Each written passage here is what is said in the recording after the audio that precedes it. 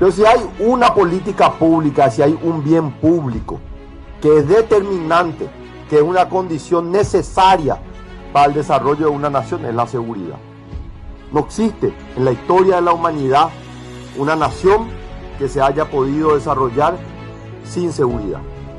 Que no podíamos más salir a la calle, que estábamos inseguros, que estábamos ocupados. Y eso genera un deterioro tremendo en el desarrollo de un país.